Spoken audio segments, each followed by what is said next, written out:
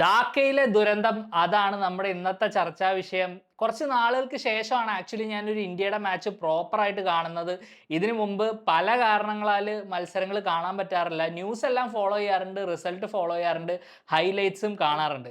ഈ മത്സരം വന്നപ്പോൾ എന്തായാലും വേറെ പരിപാടികളൊന്നും ഉണ്ടായിരുന്നില്ല. അപ്പോൾ പിന്നെ ഇന്ന് വൈകുന്നേരം ഇന്ത്യ ബംഗ്ലാദേശ് കാണാമെന്ന് പറഞ്ഞ് ഫാൻ കോഡിൽ ഡെയിലി പാസ്സൊക്കെ എടുത്ത് കളി അങ്ങോട്ട് കണ്ടു. ആ ഒരു വിഷമം അങ്ങോട്ട് മാറി കിട്ടി. സത്യമായല്ലോ, തൃപ്തിയായി. അല്ലാണ്ട് ഞാൻ എന്താ പറയുക, ബംഗ്ലാദേശിനോടൊക്കെ തോക്കുക എന്ന് പറഞ്ഞാൽ ഇന്ത്യയെ സംബന്ധിച്ചിടത്തോളം അതൊരു അൺഅക്സെപ്റ്റബിൾ റിസൾട്ട് തന്നെയാണ്. ഇതിനെ നമ്മൾ എങ്ങനെയൊക്കെ ജസ്റ്റിഫൈ ചെയ്യാൻ നോക്കിയാലും ആരും ജസ്റ്റിഫൈ ചെയ്യാനൊന്നും നോക്കില്ലെന്ന് എനിക്ക് ഉറപ്പാണ്. എന്നാലും ഇതൊന്നും ഒട്ടും നമുക്ക് സഹിക്കാനാവില്ല. പിന്നെ ഈ ഒരു ക്വാളിഫിക്കേഷൻ ക്യാമ്പയിന്റെ പോക്ക് കണ്ടപ്പോൾ ഏറെക്കുറെ ഇതൊക്കെ എല്ലാവരും പ്രതീക്ഷിച്ചതാണെന്ന് എനിക്ക് തോന്നുന്നു. എന്തായാലും 22 വർഷത്തിന് ശേഷം ബംഗ്ലാദേശ് നമ്മളെ തോൽപ്പിച്ചിരിക്കുകയാണ്. ഗ്രൂപ്പ് സിയില് ഇന്ത്യ ബംഗ്ലാദേശിലും താഴെ ബോട്ടം പ്ലേസിൽ ഒരു വിജയം പോലും നേടാതെ നിൽക്കുകയാണ്. ഇനി ഒരു മത്സരവും കൂടെ നമ്മുടെ ആൻഡോ ചായം പറഞ്ഞ ആ മാർച്ച് വിൻഡോയിലുണ്ട്. അതിൽ പിന്നെ ആർക്കും വലിയ പ്രതീക്ഷകളുമില്ല. And rightfully so, because India എന്ന രാജ്യം ഈ ഒരു ക്വാളിഫിക്കേഷൻ സൈക്കിളിലെ പിക്ചറിൽ നിന്നൊക്കെ ഔട്ടായിട്ട് ഇപ്പൊ എത്ര നാളായി. നമ്മൾക്കിനി പ്രതീക്ഷകളില്ല, ഒരു ഫസ്റ്റ് ഡിവിഷൻ ലീഗ് ഇല്ല.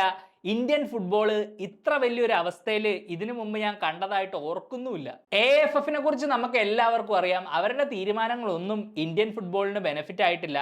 വെറും സ്വാർത്ഥ താല്പര്യങ്ങൾക്ക് വേണ്ടി മാത്രമാണ് അവിടെ ചിലർ കസേര കയറിയിരിക്കുന്നത്. പക്ഷേ ഈ ഒരു സിറ്റുവേഷനിൽ നമ്മുടെ ഹെഡ് കോച്ചും നമ്മുടെ സീനിയർ പ്ലെയേഴ്സും കുറച്ചും കൂടെ ഒന്ന് അക്കൗണ്ടബിൾ ആവണമെന്ന് എനിക്ക് തോന്നുന്നു. കാരണം ഒരു ആരാധകൻ എന്ന രീതിയിൽ ഞാൻ പുറത്തുനിന്ന് നോക്കുമ്പോൾ ഈ ഒരു മത്സരം ഒരു ഡെഡ് റബ്ബറാണ്.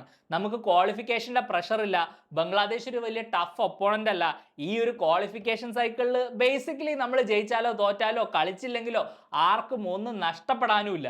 പിന്നെ എന്തുകൊണ്ടാണ് നമ്മൾ നമ്മുടെ യങ് പ്ലേയേഴ്സിനെ ഈ ഒരു മത്സരത്തിൽ ട്രസ്റ്റ് ചെയ്യാഞ്ഞതെന്ന് എനിക്ക് മനസ്സിലാവുന്നില്ല. ഇനി ഒരു മേജർ ടൂർണമെന്റിന്റെ ക്വാളിഫിക്കേഷനിലേക്കൊക്കെ നമ്മൾ പ്രിപ്പയർ ചെയ്യുമ്പോൾ നിലവിലുള്ള ഒരുപാട് സീനിയർ പ്ലേയേഴ്സിന്റെ കാലാവധി കഴിയും. അതൊരു ഹാർഷ് റിയാലിറ്റി തന്നെയാണ്. പിന്നെ എന്തുകൊണ്ട് നമ്മൾ ഫ്യൂച്ചറിന് വേണ്ടി ബിൽഡ് ചെയ്യുന്നില്ല? നമ്മുടെ അണ്ടർ-23 എത്രത്തോളം പൊട്ടൻഷ്യൽ ഉണ്ടെന്ന് നമ്മൾ ഇതിനോടകം തന്നെ അറിഞ്ഞു കഴിഞ്ഞു. അവർക്കൊക്കെ ഈ സീനിയർ ലെവലിൽ ഒന്നും നഷ്ടപ്പെടാനില്ലാത്ത ഇങ്ങനത്തെ മത്സരങ്ങളിൽ നല്ല വാല്യുബിൾ എക്സ്പീരിയൻസ് നമുക്ക് കൊടുത്തൂടെ?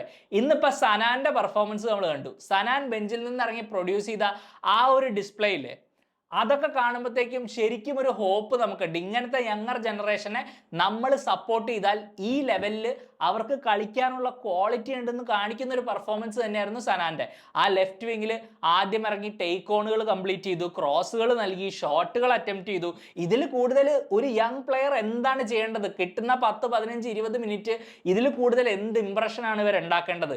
ഇങ്ങനെ ഒരു പെർഫോമൻസ് കൊടുത്തിട്ടും നമ്മൾ എന്തുകൊണ്ട് ഇവരെ ഒന്നും സ്റ്റാർട്ട് ചെയ്യിക്കുന്നില്ലെന്നാണ് എനിക്ക് മനസ്സിലാവുന്നത്. ഇപ്പൊ നമ്മൾ ഭയങ്കര ഒരു ക്രൂഷ്യൽ മത്സരം അല്ലെങ്കിൽ ഒരു ജയം അനിവാര്യമായ അല്ലെങ്കിൽ ഒരു ഡ്രോ പിടിക്കേണ്ട ഒരു മത്സരമൊക്കെ ആണെങ്കിൽ കുറച്ചും കൂടെ എക്സ്പീരിയൻസും സീനിയർ ആയിട്ടുള്ള പ്ലേയേഴ്സിനെ കളിപ്പിക്കുന്നതിലും അല്ലെങ്കിൽ ഒരു വലിയ ഫിസിക്കൽ ഒപ്പോണന്റ് ഒക്കെ ആണെങ്കിൽ നമുക്ക് അങ്ങനെയൊക്കെ വേണമെങ്കിൽ അതിനെ ജസ്റ്റിഫൈ ചെയ്യാം. പക്ഷെ ഇങ്ങനത്തെ ഒരു ഡെഡ് റബ്ബറിൽ യങ് പ്ലേയേഴ്സിനെ എന്തായാലും നമ്മൾ ട്രസ്റ്റ് ചെയ്യണം. അവർക്ക് സീനിയർ ലെവലിൽ വേണ്ട എക്സ്പീരിയൻസ് കൊടുക്കണം. അല്ലാണ്ട് പിന്നെ വെറുതെ സാഫ് കപ്പ് കളിക്കാനും അങ്ങനത്തെ ടൂർണമെന്റ് കളിക്കാനൊന്നും വിട്ടിട്ട് കാര്യമില്ല. ഖാലിദിൽ നിന്ന് എന്തുകൊണ്ട് ഈ തീരുമാനം വരുന്നില്ലെന്ന് എനിക്ക് മനസ്സിലാവുന്നില്ല. കാരണം ഞാൻ മനസ്സിലാക്കിയെടുത്തോളം കാലം പുള്ളിയുടെ ഒരു ട്രാക്ക് റെക്കോർഡ് നോക്കുകയാണെങ്കിൽ ഇന്ത്യൻ പ്ലേയേഴ്സിനെ ഇമ്പ്രൂവ് ചെയ്യാനും നല്ല പ്ലേയേഴ്സിൽ നിന്നും നല്ല പൊട്ടൻഷ്യൽ പുറത്തെടുക്കാനും ഒക്കെ കഴിവുള്ള ഒരു കോച്ചാണ്. ഇദ്ദേഹത്തിന് ഒരുപക്ഷെ ഒരു നെക്സ്റ്റ് ക്വാളിഫിക്കേഷൻ സൈക്കിളിലേക്ക് ഈ ഒരു അണ്ടർ-23 ടീമിനെ നൽകി അവരെ ബിൽഡ് ചെയ്യാനുള്ള, അവർക്ക് ഇനഫ് ഗെയിംസ് കൊടുത്ത് നല്ല ക്യാമ്പുകൾ കണ്ടക്ട് ചെയ്ത് നല്ല നല്ല സീനിയർ ലെവലിലുള്ള മത്സരങ്ങൾ അവരെ തന്നെ പ്രിഫർ ചെയ്ത് ആ ഒരു ഏജ് ഗ്രൂപ്പിൽ നിന്ന് അവരെ മാറ്റി അവർക്കൊരു 2-3 വർഷത്തെ സമയം കൊടുത്ത് ജസ്റ്റ് ഒന്ന് ഡെവലപ്പ് ചെയ്യാൻ, ഈ ലെവലിൽ കളിച്ച് ഇനഫ് മാച്ച് എക്സ്പീരിയൻസ് കിട്ടാനുള്ളൊരു അങ്ങനെ ഒരു പ്രോജക്റ്റ് നമ്മൾ എന്തുകൊണ്ട് നമ്മൾ അതിനുവേണ്ടി പുഷ് ചെയ്യുന്നില്ല? എന്തുകൊണ്ട് കോച്ച് അങ്ങനത്തെ തീരുമാനങ്ങൾ എടുക്കുന്നില്ല എന്ന് എനിക്ക് ആലോചിച്ചിട്ട് മനസ്സിലാവുന്നില്ല. നിങ്ങൾക്ക് അതിനെക്കുറിച്ച് എന്തെങ്കിലും ഐഡിയ ഉണ്ടെങ്കിൽ നിങ്ങൾ കമൻറ്റ് ചെയ്യുക. കാരണം ഇപ്പം എന്നെക്കാളും കൂടുതൽ ഈ ഒരു ടീമിനെ കഴിഞ്ഞ ഒരു 1-1.5 വർഷമായിട്ട് ഫോളോ ചെയ്യുന്ന ആൾക്കാർ ഒരുപാടുണ്ടാവും. ഇത് വലിയ റോക്കറ്റ് സയൻസ് ഒന്നും അല്ലല്ലോ. പുറത്തുനിന്ന് ഇങ്ങനെ ഇരുന്ന് പറയാൻ എളുപ്പമാണെന്ന് എനിക്കറിയാം. പക്ഷെ വളരെ ലോജിക്കൽ ആയിട്ടുള്ള ഒരു തീരുമാനം അത് തന്നെയല്ലേ? നിങ്ങൾക്ക് എന്താണ് തോന്നുന്നത്? കളിയുടെ അവസാനം സനാന്റെ ഒരു ക്ലോസപ്പ് ഷോട്ടൊക്കെ ഉണ്ടായിരുന്നു. വളരെ ഡിസപ്പോയിന്റഡ് ആയിട്ട് സനാൻ ഇങ്ങനെ ഇരിക്കുന്നത്. ശരിക്കും ആ ഒരു ഷോട്ട് കണ്ടപ്പോൾ എനിക്ക് തോന്നിയത് അത് ഓരോ ഇന്ത്യൻ ഫുട്ബോൾ ആരാധകന്റെ ഒരു പെയിനാണ്. കാരണം പൊട്ടൻഷ്യൽ ഉള്ള പ്ലെയേഴ്സ് കളിക്കണം എന്നുള്ളത് തന്നെയാണ്. കാരണം ഇനിയിപ്പോൾ നമുക്ക് പുറകിലോട്ട് ചിന്തിച്ചിട്ട് കാര്യമില്ല. ഇനി നമ്മൾ ഫ്യൂച്ചറിലേക്ക് ബിൽഡ് ചെയ്യേണ്ട സമയമാണ്. വേൾഡ് കപ്പിൽ വരെ കൂടുതൽ ടീമുകളെ എടുക്കണ്ട. വേൾഡ് കപ്പ് എന്നൊന്നും ചിന്തിക്കണ്ട, പോട്ടെ, വേൾഡ് കപ്പിനെ കുറിച്ചൊന്നും ചിന്തിക്കാനേ ആയിട്ടില്ല. AFC ഏഷ്യൻ കപ്പിൽ പോലും ക്വാളിഫൈ ചെയ്യാത്ത ടീമാണ് നമ്മൾ നിലവിൽ. അങ്ങനെ ഒരു സാഹചര്യത്തിൽ ഇത്രയും പൊട്ടൻഷ്യൽ ഉള്ള പ്ലേയേഴ്സിനെ വെച്ചൊരു പ്രോജക്റ്റ് ബിൽഡ് ചെയ്യുക എന്നുള്ളത് ഏതൊരു 8ാം ക്ലാസ്സുകാരൻ്റെ അടുത്ത് ചോദിച്ചാലും പറയില്ലേ. ആൻഡ് ആ ഒരു പാഠം നമ്മൾ ഈ തോൽവിയിൽ നിന്ന് പഠിച്ചെന്ന് ഞാൻ പ്രതീക്ഷിക്കുന്നു.